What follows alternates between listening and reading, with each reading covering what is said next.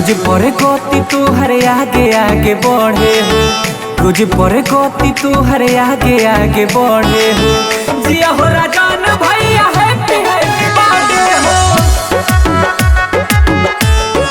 हाँ हाँ जिया हो राजान भैया हैप्पी हैप्पी बर्थडे हो। खुश रह दुखवा के बोझा नहीं चढ़े हो, खुश रह दुखवा के बोझा नहीं चढ़े हो। जिया हो राजान भैया हैप्पी हैप्पी बर्थडे हो। जिया हो राजान भैया हैप्पी हैप्पी बर्थडे हो। जिया हो राजान भैया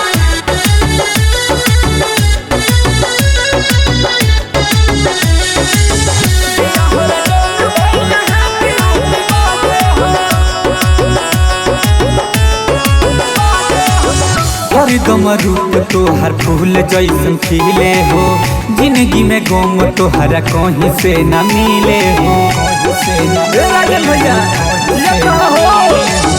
हरदम रूप तोहर फूल जैसन खिले हो, जिंदगी में गम तोहरा कहीं से न मिले हो। जितना चाहिए खुश मिले वो से ज्यादा हो, जितना चाहिए खुश मिले वो से ज्यादा हो। जिया हो राजान भैया हैप्पी हैप्पी बर्थडे हो। जिया हो राजान भैया हैप्पी हैप्पी बर्थडे हो। जिया हो राजान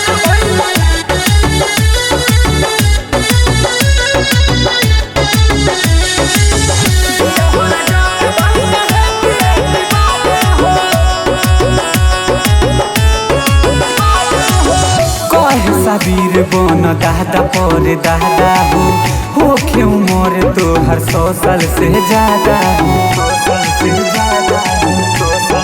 हाँ हाँ कहे सबीर बन दादा पर दादा हो क्यों मोर तोहर 100 साल से ज्यादा हो।